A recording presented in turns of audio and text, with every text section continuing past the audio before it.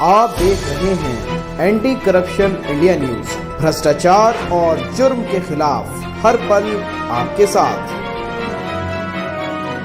हमारी ओपीडी के अंदर फुटफॉल्स लगभग 10 से 12,000 का है। दिल्ली गवर्नमेंट कोई किसी तरह का डिमार्केशन नहीं करती। तो ये एक इंस्टीट्यूट मल्टीपल तरह की ट्रेनिंग देता है और यंग डॉक्टर्स को प्रोड्यूस करता है। हम पहला ऐसा हॉस्पिटल हो दिल्ली में जिसने ये अचीव किया होगा और दिल्ली के अंदर की बजाय बल्कि हो सकता है पूरे इंडिया में भी ये पहली बार हुआ हो। यहाँ पर 2 दिन का कैंप भी किया जिसमें हमें वॉकिंग लोगों को, सब डिसेबल्ड लोगों को यहाँ पर इन्वाइट किया, बुलाया। जीटीबी हॉस्पिटल ने अब तक 5 पॉलीक्लिनिक को इसी शॉर्ट पीरियड में फंक्शनल किया। सीवियर लू लग जाती है तो उसमें कई बार लाइफ भी चला जाता है और मरीज को बचाना मुश्किल हो जाता है। स्वीट एंड फ्रूट जूस जिसको बोलते हैं पैकेट में जो अवेलेबल है, इनको अवॉइड करिए। ये नुकसान करते हैं। ऑल्दो शुरू में लगता है कि मेरी प्यास कम हो गई, जबकि इनसे पानी की रिक्वायरमेंट और ज़्यादा बढ़ती है। नमस्कार, मैं मोन्टू राजा एंटी करप्शन इंडिया से स्वागत है आपका। आज हम राजधानी दिल्ली के शाहदरा जिले में जो सबसे बड़ा अस्पताल है गुरु तेग बहादुर, उसमें मौजूद हैं और मेरे साथ खास मेहमान हॉस्पिटल के medical director doctor Subhash Giri ji हैं। सर, स्वागत है आपका हमारे चैनल पे। नमस्कार, मेरा सभी देशवासियों को दिल से अभिनंदन। Thank you very much. तो आज हम जो गुरु तेग बहादुर हॉस्पिटल आए हैं क्योंकि बहुत बड़ा अस्पताल है, तो कई जो बेसिक्स हैं और जो चीज़ें हैं वो जनता तक पहुँचाएँगे। जैसे डॉक्टर साहब जानना चाहेंगे जो फुटफॉल है हॉस्पिटल के अंदर जो मरीज आते हैं, वो सुनने में आया है कई हज़ार मरीज जो हैं डेली अपना इलाज कराते हैं। जानना चाहेंगे कितने लमसम मरीज प्रतिदिन आते होंगे? जीटीबी हॉस्पिटल ईस्ट दिल्ली का सबसे बड़ा हॉस्पिटल है और अदरवाइज बेड में भी दिल्ली गवर्नमेंट के हॉस्पिटल की बात करो तो ये तीसरे नंबर पे, चौथे नंबर पे आ जाता है। आज की डेट में जीटीबी हॉस्पिटल जो कि एक टर्शियरी केयर हॉस्पिटल है, जहाँ के हाईली स्पेशलाइज्ड केयर दी जाती है पेशेंट को, उसमें रफली 1500 बेड्स हैं, ऑपरेशनल्स हैं और हमारी ओपीडी दिल्ली में एलएनजेपी हॉस्पिटल एक काफ़ी बड़ा हॉस्पिटल है, आप सबको पता है, उससे भी हमारी ज़्यादा है ओपीडी का यहाँ पर। रफली हमारी ओपीडी 7000 तक जाती है, आजकल जो कि 6000 के अराउंड सी पर डे चल रही है। ओपीडी में जब पेशेंट कोई आता है, तो ओपीडी के वाले पेशेंट के साथ भी यूजुअली एक अटेंडेंट होता है। तो हमारी ओपीडी के अंदर फुटफॉल्स लगभग 10 से 12,000 का है, जो कि एक रिलेटिव पेशेंट के साथ में एक एक्स्ट्रा ज़रूर होता है। तो काफ़ी कंजेस्टेड रहता है और इस कंजेशन को देखते हुए हम लोगों ने कुछ प्लानिंग भी किया है, जो कि मैं एक्सपेंशन प्लान के बारे में जब बात करूँगा तो आप लोगों को थोड़ा-सा उसके बारे में बताऊँगा। As far as our services are concerned, हम लोग यहाँ पर इमरजेंसी सर्विसेज़ देते हैं, जिसमें सभी स्पेशलिटी की highly specialised emergency care GTB hospital में अवेलेबल है। इसमें हमारा कैजुअल्टी ब्लॉक है, जिसमें वेरियस फ्लोर्स पे वेरियस इमरजेंसीज़ हम रन करते हैं। हर स्पेशलिटी अपनी-अपनी सेपरेट इमरजेंसी रन करती है। एडिशनली एमसीएच ब्लॉक है एक हमारे पास है, जिसमें हम पीडियाट्रिक्स इमरजेंसी की सर्विसेज़ देते हैं और गायनी का भी हमारा कैजुअल्टी का जो एरिया है, वो सेपरेट है। हम उसमें ऑब्स्टेट्रिकल इमरजेंसी सर्विसेज़ प्रोवाइड करते हैं। डॉक्टर साहब ये भी जानना चाहेंगे क्योंकि जैसा कि पता चला है कि जो हॉस्पिटल है दिल्ली के अंदर है, लेकिन दिल्ली के जो निवासी हैं वो तो आते ही हैं, साथ में जो आउट ऑफ दिल्ली के लोग हैं, वो भी अपना इलाज कराने आते हैं। तो कितने लमसम आते होंगे अगर कुछ लमसम बता पाएँ कि परसेंटेज क्या रहती होगी जो दिल्ली से बिलॉन्ग नहीं करते लोग? देखिए, जीटीबी हॉस्पिटल किसी को डिमार्केट नहीं करता, उसके लिए दिल्ली का रहने वाला है, वो भी इंडिया का ही पार्ट है और या उत्तर प्रदेश या हरियाणा का रहने वाला, वो भी इंडिया का पार्ट है। हमारे पास सराउंडिंग स्टेट से हरियाणा, यूपी, राजस्थान, मध्य प्रदेश, उत्तर प्रदेश, बिहार, यहाँ से काफ़ी पेशेंट आते हैं, जिसमें उत्तर प्रदेश के साथ एडजॉइनिंग हमारा हॉस्पिटल है, यानी कि ईस्ट दिल्ली जो बॉर्डर है उत्तर प्रदेश का उसके साथ है। तो मैक्सिमम कवरेज जो है वेस्टर्न यूपी की पॉपुलेशन इस हॉस्पिटल में आती है और मेरे अपने हिसाब से यहाँ पर रफली 40% के करीब हमारा जो सर्विसेज है वो हम बाहर के स्टेट्स को देते हैं। एक क्योंकि जब 40% मरीज़ बाहर से आ रहे हैं तो जो दवाइयाँ हैं, वो फ्री दवाइयाँ जो है दिल्ली सरकार दे रही है। तो यहाँ पे कई लोग कन्फ्यूज़न में हैं और उनको एक स्पष्टीकरण भी इस पे मिल जाएगा। जो दवाएँ हैं क्या केवल दिल्ली वासियों के लिए हैं या फिर जो बाहर से भी 40% मरीज़ आ रहे हैं, या दवाएँ उनको भी फ्री मिलती हैं? देखिए, हमारा hospital GTB hospital Delhi government का हॉस्पिटल है और दिल्ली गवर्नमेंट कोई किसी तरह का डिमार्केशन नहीं करती। हम सभी सर्विसेज फ्री सर्विसेज जो भी हमारे पास अवेलेबल है जीटीबी हॉस्पिटल में वो प्रोवाइड करते हैं और सभी लोगों को फ्री सर्विस देते हैं। इसमें चाहे ओपीडी सर्विसेज आ गया, ड्रग डिस्ट्रीब्यूशन आ गया, सभी दवाइयाँ फ्री हैं। लैब सर्विसेज जिसमें ब्लड के टेस्ट हैं या यूरिन के या स्टूल के, सारे ही टेस्ट, रेडियोलॉजी के टेस्ट हैं और हाईली स्पेशलाइज्ड टेस्ट हैं, वो सब के सब जो हमारे पास है, सीटी स्कैन, अल्ट्रासाउंड और दूसरी मशीनें, सब यहाँ पर फ्री होता है और उसमें हम बिल्कुल डिमार्केट नहीं करते कि वो दिल्ली का है या वो बाहर का है। क्योंकि जो जीटीबी हॉस्पिटल है उसमें एक यूनिवर्सिटी भी है जिसमें बच्चे जो हैं मेडिकल लाइन के वो पढ़ते हैं। उसके बारे में थोड़ा जानना चाहेंगे। तो उस यूनिवर्सिटी के अंदर किन-किन कैटेगरीज़ को आप लोग कवर करते हैं और कितने बच्चे क्या-क्या उसमें हासिल कर रहे हैं शिक्षा के माध्यम ये इंस्टीट्यूट जिसको हम university college of medical sciences and GTB hospital बोलते हैं, ये एक सिंगल यूनिट है जिसमें एक एकेडमिक विंग्स है और एक क्लिनिकल हॉस्पिटल है। क्लिनिकल हॉस्पिटल को हम गुरु तेग बहादुर हॉस्पिटल के नाम से जानते हैं और शॉर्ट में हम जीटीबी हॉस्पिटल बोल देते हैं। तो ये हॉस्पिटल तो पेशेंट केयर देता है। एडिशनली इसी हॉस्पिटल में और एकेडमिक इंस्टीट्यूट को मिला के, दोनों को मिलाने से एक जो टीचिंग इंस्टीट्यूट बनता है जिसको university college of medical sciences and GTB hospital बोलते हैं। यहाँ हम टीचिंग एंड ट्रेनिंग भी करते हैं जिसमें एमबीबीएस के रफली 170 स्टूडेंट्स पर ईयर एडमिशन लेते हैं और हर बैच में जो कि 5.5 ईयर का कोर्स है, हर बैच में 70 स्टूडेंट्स हमारे पास एडमिशन होते हैं।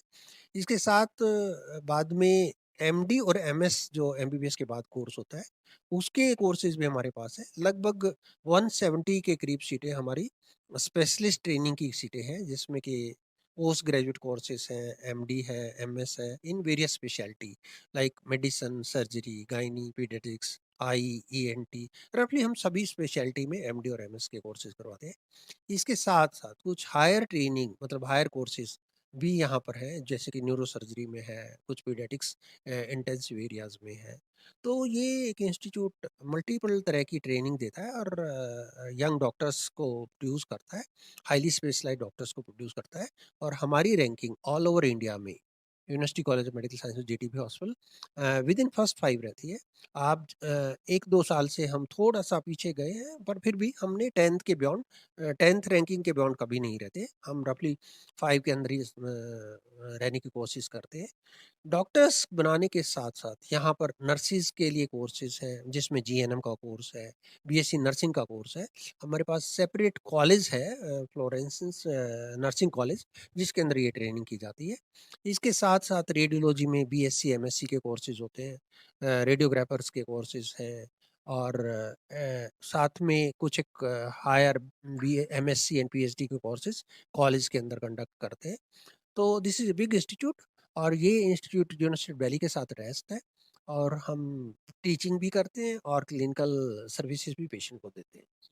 तो डॉक्टर साहब जितना बड़ा ये हॉस्पिटल है और इतनी सारी सर्विसेज हैं, तो जो एक्सपेंशन है, इसके बारे में भी थोड़ा-सा जानना चाहेंगे। एक्सपेंशन कह लें या जो आपने और इनिशिएट्स लिए हैं बीते 6 महीने की अगर हम बात करें, तो कुछ एक्सपेंशंस जो आपने किए हैं और जो इनिशिएट्स लिए हैं उसके बारे में भी जनता को जानकारी दें।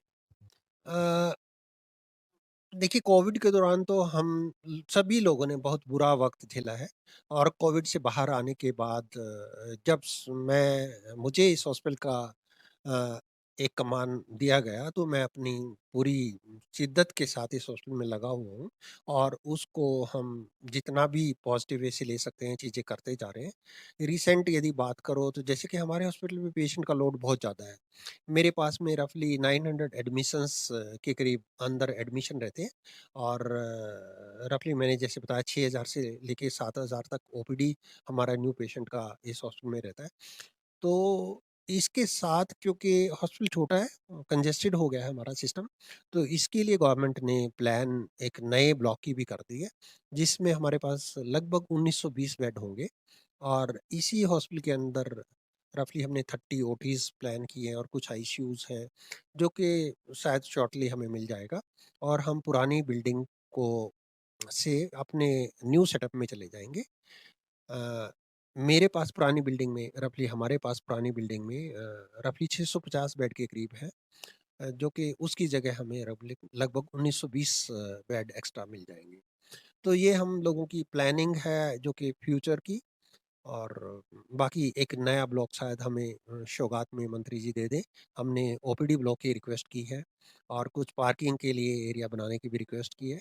उसके साथ-साथ जो भी रिक्वायरमेंट होगी हम गवर्नमेंट को रखते हैं और गवर्नमेंट हमारी हर रिक्वायरमेंट पे बड़े ध्यान से सुनती है और वो हमें अलाउ करती है उस चीज़ में प्रोग्रेस करने के लिए। जब से हम इस में आए हैं तो हमने अपने एडमिनिस्ट्रेशन में भी काफ़ी कुछ चेंजेस किए क्योंकि कुछ चीज़ों में हमें ये लग रहा था कि शायद हम कई चीज़ों में पीछे चल रहे हैं। समहाउ जैसे ही मैंने जीटीबी हॉस्पिटल का कमान दिसंबर में सँभाला था और मेरा जो फर्स्ट डे था उसी दिन यहाँ पर रेज़िडेंट डॉक्टर्स की स्ट्राइक हो गई थी और मैंने उस स्ट्राइक को विदिन 24 आवर ही हमने उस स्ट्राइक को रिज़्यूम मतलब उसको दोबारा से बच्चों से बात करके रेज़िडेंट डॉक्टर से बात करके उसको रिज़्यूम करवा लिया था। सब्सिक्वेंटली अगेन मेरे साथ ये भी हुआ कि अ, जो हमारे यहाँ पर आउटसोर्स वर्कर हैं, उन लोगों की वेजेज़ लगभग 10 महीने से नहीं दी जा रही थी। वो लोग भी मेरे स्टार्टिंग में ही 1-2 सप्ताह के अंदर ही वो लोग भी स्ट्राइक पे चले गए। तो उस स्ट्राइक को भी मैंने सेम डे ही उनको कन्विंस करके उनको वर्क पे बुला लिया था और मैंने फिर कुछ टाइम के बाद ही उनका भी आउटसोर्स वालों का जो भी जितना वेजेज़ पेंडिंग था, उन एजेंसीज़ का सबका हमने क्लियर किया। जो कि आज की डेट में हम काफ़ी अप टू मार्क है और आउटसोर्स एजेंसीज इस टाइम पे किसी भी ग्रीवेंस नहीं है और सभी वर्कर्स को टाइमली पेमेंट्स मिल रहा है।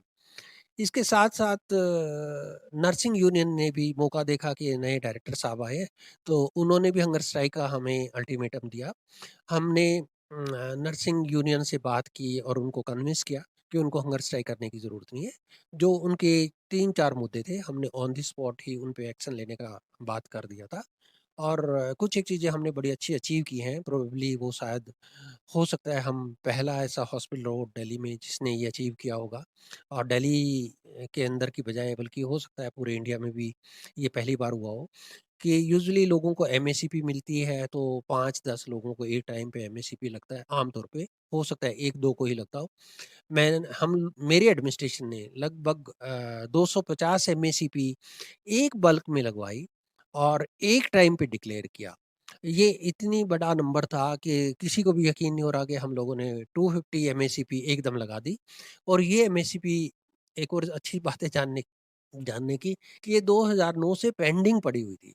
मतलब 10-12 साल से लोगों की जो एमएससीपी या प्रमोशन आप बोलिए मॉनेटरी बेनिफिट्स जो मिलते हैं, वो उनको नहीं मिल पा रहे थे। वो हमने हमारी एडमिनिस्ट्रेशन ने बड़ा इफ़ेक्टिवली लिया और हम लगा पाए। उसके साथ ही उनके कुछ इश्यू इंटरनल ट्रांसफ़र के थे, वो हमने सॉर्ट आउट कर लिया और कभी भी नर्सिंग ऑफ़िसर्स की यहाँ मेरे हॉस्पिटल में, मेरे रेज़िम में कोई स्ट्राइक नहीं हुई। उसी तरह से आउटसोर्स वर्क का भी हमने स्ट्रीमलाइन कर दिया और अब यहाँ पर उनका भी कोई स्ट्राइक नहीं हुआ। और as far as patient care और welfare of the employees concerned मेरे अपने हिसाब से पेशेंट केयर फर्स्ट है और welfare of the employees second. लेकिन यदि मेरा एम्प्लॉयी अनसैटिस्फाइड होगा तो शायद वो पेशेंट केयर प्रॉपर नहीं दे पाएगा। तो इसलिए मैंने एम्प्लॉइज़ की वेलफेयर के लिए भी जो भी मैं कर सकता था मैं कोशिश कर रहा हूँ और भी स्ट्रीमलाइन कर दूँगा यदि कोई पेंडिंग इश्यूज़ है तो। इसके साथ-साथ हमने यहाँ एक अच्छा-सा एक कदम और हमने लिया कि जो फिज़िकली डिसेबल्ड के लिए के यूडीआईडी सर्टिफ़िकेट रिलीज़ होते हैं, जो जीटीबी हॉस्पिटल पूरे दिल्ली में शायद नंबर 1 है, जहाँ हमने लगभग 20,000 से 25,000 के करीब सर्टिफ़िकेट हम लोगों को दे चुके हैं। और हमारी पेंडेंसी लीस्ट है पूरे ऑल ओवर इंडिया की बात करें तो। इसके साथ ही हमने एक यहाँ पर 2 दिन का कैंप भी किया जिसमें हमने वॉकिंग लोगों को सब डिसेबल्ड लोगों को यहाँ पर इनवाइट किया, बुलाया और उस टाइम पे हमने लगभग 1500 के करीब लोगों को सर्टिफ़िकेट डिस्ट्रीब्यूट किए ऑन द स्पॉट जिसमें यूडीआईडी सर्टिफ़िकेट थे और साथ में उसमें रेलवे पास, बस फ्री पास जो भी उनकी फैसिलिटी जो है एक ही रूफ के नीचे रखा। सभी लोगों के एग्ज़ामिनेशन किए गए और उनको उसके हिसाब से ट्रीटमेंट और सर्टिफ़िकेट्स दिए गए। इसके साथ-साथ कुछ एक चीज़ें और मेरे एडमिनिस्ट्रेशन ने की जिसमें कि हमें लगता था कि हम काफ़ी पीछे हैं दूसरे लोगों से। एक तो हमारे स्टोर्स जो हैं वो और सब स्टोर्स वो कंप्यूटराइज़ नहीं थे। वो अभी तक भी रजिस्टर और पेन से लिखे जा रहे थे और वो अप टू डेट नहीं थे। तो इस चीज़ का हमने संज्ञान लिया और उस टाइम पे अपनी टीम को मैंने लगाया था कि आप स्टोर्स को कंप्यूटराइज़ कर दीजिए और एक टाइम बाउंड मैनर में मुझे इसको कंप्यूटराइज़ करके एक बार पुट अप करिए और सब स्टोर्स में भी ट्राई कीजिए कंप्यूटराइज़ हो जाए। एडिशनली अप टू डेट का हमने day wise stock register completion का एनफोर्स किया और सभी स्टोर्स एंड सब स्टोर्स को ऑडिटेबल का भी हमने एक ऑर्डर निकाला ताकि सब स्टोर्स भी डे टू डे पे अपडेटेड रहें। इसके साथ ही कुछ गूगल फॉर्म्स भी हमने सब स्टार्ट किए जिसकी वजह से कि कोई भी डेफिशिएंसी या कोई भी कमी किसी पेशेंट केयर में कहीं पे भी आ रही है, तो उसका ताकि संज्ञान एक एडमिनिस्ट्रेशन को भी बड़ी जल्दी मिल जाए। हमारे अंडर दिल्ली गवर्नमेंट ने 10 पॉलीक्लिनिक्स हमें चलाने के लिए बोला था। बाद में 1 पॉलीक्लिनिक और ऐड कर दिया गया। तो उसमें से जीटीबी हॉस्पिटल ने अब तक 5 पॉलीक्लिनिक को इसी शॉर्ट पीरियड में फंक्शनल किया और आज की डेट में हम 5 पॉलीक्लिनिक्स चला रहे हैं। ये भी जेटीबी हॉस्पिटल के लिए एक बहुत बड़ी बात है। हमारा हॉस्पिटल कोविड के दौरान सेकंड वेव में जो सेकंड वेव के दौरान जिस टाइम पे ऑक्सीजन का काफ़ी क्राइसिस हो रहा था, तब पहली बार यहाँ एडमिनिस्ट्रेशन को या हायर एडमिनिस्ट्रेशन को ये पता लगा कि यहाँ पर ऑक्सीजन बेड 750 हैं, जबकि पेपर्स पे वो 1400-1500 बेड्स ही दिखाए जा रहे थे पिछले कई सालों से। तो इस चीज़ का संज्ञान लेते हुए मैंने इस पे काफ़ी वर्क किया, मेरी टीम ने काफ़ी काम किया और आज की डेट में हमारे पास 1100 ऑक्सीजन बेड है, जो कि हम मैक्सिमम 750 ऑक्सीजन बेड होते थे, आज 1100 ऑक्सीजन बेड है और जो टोटल बेड्स हमने यहाँ पर ऐड किए हैं एमसीएच ब्लॉक में हमने लगभग 300 बेड्स के करीब में एडिशन किया है, जिसकी वजह से आज जीटीबी हॉस्पिटल के पास 1470 एडमिशन बेड्स अवेलेबल है। ये भी एक मेरे एडमिनिस्ट्रेशन की काफ़ी अच्छी अचीवमेंट्स है, शॉर्ट पीरियड में ऑक्सीजन बेड्स का बढ़ाना और टोटल नंबर ऑफ बेड्स का फंक्शनल करना टू द ट्यून ऑफ कि काफ़ी ज़्यादा एक नंबर हमने अचीव किया है। जैसा कि आप लोगों को पता है ओमिक्रॉन के लिए हम लोग काफ़ी तैयारी कर रहे थे कि शायद ओमिक्रॉन वायरस जो है कोविड वो बहुत फास्ट आएगा और हमारी सर्विसेज शायद कंस्टेंट ना हो जाए। इसमें जो स्टेप्स हम लोगों ने लिए थे उस टाइम पे भी हमारा हमारा कहीं पे भी कोई लैकुना नहीं रहा। ऑल्दो एडमिशन ओमिक्रॉन के लिए काफ़ी कम हुए और वो हमारा पीरियड काफ़ी स्मूथली निकला। यहीं पे गवर्नमेंट ने बाद में ये डिसाइड किया कि रामलीला ग्राउंड का जो 500 बेडेड हमारा हॉस्पिटल था जिसमें आईसीयू 500 आईसीयू बेड थे कि इसको डिसमेंटल किया जाए क्योंकि शायद अब कोविड इतना सीवियर नहीं आएगा और हमें बेड्स की ज़रूरत नहीं पड़ेगी। तो हमने विद इन 2 वीक्स हम मेरे एडमिनिस्ट्रेशन ने उस पूरे कोविड हॉस्पिटल को 500 बेडेड हॉस्पिटल को डिसमेंटल करवाया है और डिसमेंटल करवाने के बाद में उसमें जो भी सामान था, जो भी इक्विपमेंट थे, वो सारा का सारा हमने प्रॉपर्ली शिफ्ट करवा के उसको अभी फ़िलहाल स्टोर में रखा है, जो कि सब्सिक्वेंटली नए ब्लॉक में आने के टाइम हम उनको रीयूटिलाइज़ करेंगे। हम लोग पुरानी बिल्डिंग में ही पहले सारी फैसिलिटीज़ चला रहे थे और एमसीएच ब्लॉक हमारा पूरी तरह से फंक्शनल नहीं था। जैसे ही हमने एमसीएच ब्लॉक्स में बेड एडिशन किया, तो इसके साथ ही हमने पीडियाट्रिक्स इमरजेंसी जो कि हमारी पुरानी बिल्डिंग में चलती थी और पीकू, नीकू और आईसीयू ये 3-4 जो सर्विसेज़ पीडियाट्रिक्स वाली, वो सारी की सारी हमारी पुरानी बिल्डिंग में ही चलती थी। उसको भी हम लोगों ने सारा यहाँ से पुरानी बिल्डिंग से शिफ्ट करके एमसीएच ब्लॉक में शिफ्ट कर दिया। ये पीडियाट्रिक्स डिपार्टमेंट के लिए भी बड़ी अच्छी एक बात है। पेशेंट जो रिलेटिव है कई बार वो गाँव का होता है या अनपढ़ होता है और उसको एजुकेशन कम होने की वजह से जब वो अपने पेशेंट को लेके आता है, तो कई बार उसको इधर-उधर सर्विसेज़ ढूँढने में दिक्कत होती है। तो इसके लिए हम लोगों ने अभी एक पेशेंट हेल्प डेस्क जो जीटीबी हॉस्पिटल में शुरू किया है और वो शॉर्टली हम इनॉग्रेट कर देंगे। एडिशनल एक कोऑर्डिनेशन सेंटर हमने स्टार्ट किया है जीटीबी हॉस्पिटल में, जो कि इमरजेंसी विंग में फंक्शन करेगा और जिसका पर्पज़ यही होगा यदि कोई भी पेशेंट या रिलेटिव किसी तरह से प्रॉपर प्लेस पे अपनी सर्विसेज़ नहीं ले पा रहा है या कोई जानकारी उसको उपलब्ध नहीं है, तो उस सेंटर से अपने मरीज़ के बारे में वो अपनी जानकारी ले सकता है या फिर अपनी डिज़ायर्ड जगह पे पहुँच सकता है। हम लोगों ने पिछले 5 महीने में रफ़ली ये अचीव किया है मेरे ख़्याल में मेरे एडमिनिस्ट्रेशन का मैं ज़रूर आभारी रहूँगा क्योंकि मेरा रोल सिर्फ़ इतना ही रहता है कि मैं उनको गाइड करता हूँ और रास्ता दिखाता हूँ। करने वाले लोग सब मेरे सबॉर्डिनेट या मेरी वर्किंग टीम है, और इस चीज़ के लिए मैं पूरे हॉस्पिटल के स्टाफ को, नर्सिंग को और दूसरे सभी class D and C employees, सभी लोगों को, डॉक्टर्स एंड सीनियर फैकल्टीज़, सभी का मैं आभारी हूँ। काफ़ी आपने डॉक्टर साहब चीज़ें करी हैं आने के बाद, जैसे कि आपने पॉइंट टू पॉइंट सारी डिस्क्राइब करी हैं चीज़ें, तो जनता भी जानेगी कि गुरु तेग बहादुर जो हॉस्पिटल था, कई लोगों को बहुत सारी चीज़ें नहीं पता होंगी, कि आपके माध्यम से वो चीज़ें भी उन्हें पता चली हैं, और उनको अगर लगता हो कि हॉस्पिटल के अंदर और क्या-क्या चीज़ें, जैसे बेड की फैसिलिटी बढ़ी है, ऑक्सीजन के बेड्स बढ़े हैं और तमाम जो चीज़ें हैं, आप लोग कर रहे हैं। तो इसी संदर्भ में अभी जैसे अब बात करेंगे, जैसे गर्मी बहुत ज़्यादा है और लोग जो हैं वो, आप डॉक्टर हैं तो लोगों को एक हम चाहेंगे संदेश दें कि ऐसा वो क्या करें, किन-किन चीज़ों का ध्यान रखें कि उनको डॉक्टर के पास आने की ज़रूरत ना पड़े और काफ़ी हद तक वो खुद स्वस्थ रहें, ताकि वो डॉक्टर या हॉस्पिटल में ना आएँ। आज इस बार तो गर्मी ने काफ़ी रिकॉर्ड्स तोड़ दिए। आप सभी लोगों को पता है कि आजकल दिल्ली में टेम्परेचर 45-46 तो बड़ा रूटीन ही चल रहा था। बीच के अंदर तो एक बार 49 डिग्री तक चला गया। हमें बड़ा डर लग रहा था कि काफ़ी लोग जो हमारे वर्कर्स हैं, फार्मर्स हैं, लेबर है, माइनिंग में काम करने वाले हैं, फर्नेंसिस में काम करते हैं, इंडस्ट्रीज़ में काम करते हैं, या रोड साइड जिनको चलना पड़ता है धूप में, कि उनके ऊपर इस धूप का बहुत कहर बरपेगा, और उस कहर की वजह से काफ़ी लोगों को लू लगने का खतरा बढ़ जाएगा। और लू की वजह से, जैसा कि आप सभी को पता है, जो सीवियर लू लग जाती है तो उसमें कई बार लाइफ भी चला जाता है, और मरीज़ को बचाना मुश्किल हो जाता है। इसके लिए मेरा सभी लोगों से ये निवेदन है कि इस गर्मी से बचें, और गर्मी से बचने के यदि कुछ उपाय छोटे-मोटे यदि आप सोचना चाहें, तो सबसे पहले तो हमें दोपहर के बीच में अपने काम को थोड़ा-सा बंद कर लें, उस दौरान रेस्ट कर लें, या उस टाइम धूप में बाहर ना जाएँ, छाया में रहें और पानी ज़्यादा पिएँ। और जो लोग बहुत गर्मी जगह, ह्यूमिड जगह काम करते हैं, तो वहाँ पर कुछ हवादार किस तरह से किया जाए, या वहाँ पंखे या एग्ज़ॉस्ट फैन या कूलर्स किसी तरह से लग सकते हैं, तो वो ज़रूर लगाने चाहिए। एडिशनली वाटर के साथ-साथ यहाँ जो दूसरे लिक्विड्स होते हैं, पेय होते हैं, जैसे छाछ है, उसमें हल्का नमक डाल के, या नींबू का पानी आप घर में बना के, जो कि बहुत ही सस्ते साधन हैं, इनको आप ज़रूर ज़्यादा से ज़्यादा लें। और हरी सब्जियाँ और जो मौसमी फ्रूट्स होते हैं, जूसी फ्रूट्स होते हैं, उसको लीजिए। प्रिय कृपया मेरी आप लोगों से यहाँ दरख्वास्त है कि गर्मी के दौरान जितना ये स्वीटेंड पेय हैं, जैसे कि जिनको कोल्ड ड्रिंक या कुछ भी आप स्वीटेंड फ्रूट जूस जिसको बोलते हैं, पैकेट में जो अवेलेबल है, इनको अवॉइड करिए।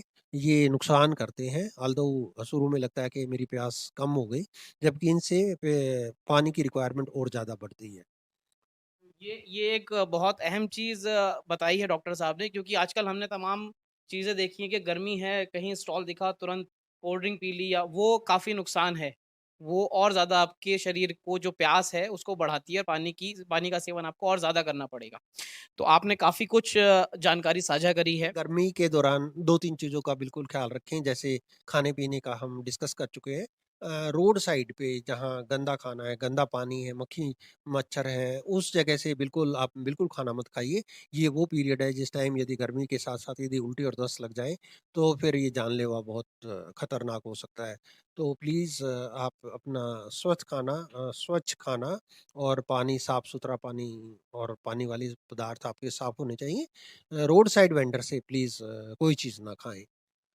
इसके साथ-साथ यदि किसी व्यक्ति को फिर भी कहीं पे कोई एक्सपोज़र गर्मी का हो जाता है, तो गर्मी के दौरान जैसा कि आप लोगों को पता है, शरीर का पानी कम होने लगता है, और पानी कम होने की वजह से जीभ सूख जाती है, और जब आदमी को पसीना आना बंद हो जाए, शुरू में पसीना आता है ताकि आपका शरीर ठंडा रहे, लेकिन यदि पानी बहुत ज़्यादा निकल जाता है बॉडी को, तो पसीना आना कम हो जाता है, और आपको पेशाब आना भी कम हो जाता है। ये वो सिचुएशन होती है जिस टाइम पे कई बार आदमी को चक्कर आने शुरू हो जाते हैं। इन सिचुएशन में जब किसी भी व्यक्ति को पेशाब आना कम हो गया, या गर्मी में भी पसीना नहीं आ रहा है, जीभ बहुत सूखी हुई है, या उल्टी है या दस्त है, और या चक्कर आने शुरू हो जाए, बेहोशी हो जाए, ये वो कंडीशन है जिस टाइम पे कि इमीडिएटली उसको डॉक्टर के पास जाना चाहिए। इस टाइम पे आमतौर पे बॉडी का टेम्परेचर बहुत बढ़ जाता है और जल्दी बढ़ जाता है और ये दवाइयों से आमतौर पे कम नहीं आता। तो इस टाइम इमरजेंसी में जाना बहुत ज़रूरी होता है। जितना जल्दी आप इमरजेंसी में मरीज़ को लेके जाएँगे, उतनी ही उसके बचने की संभावना ज़्यादा होगी और वो लू से बाहर आ जाएगा। बहुत-बहुत शुक्रिया सर। Thank you. तो ये थे हमारे साथ डॉक्टर सुभाष गिरी जी, जिन्होंने तमाम हॉस्पिटल की जानकारी दी, साथ ही जो गर्मी है उससे कैसे लोग बच सकते हैं और किन-किन चीज़ों का ध्यान रखना है लोगों को। तो क्या है आपकी राय? कमेंट द्वारा अपने विचार हमसे आप साझा कर सकते हैं। अगली अपडेट के साथ आपके सामने फिर प्रस्तुत होंगे। नमस्कार। सब्सक्राइब करें हमारे YouTube चैनल को और बने रहें हमारे साथ।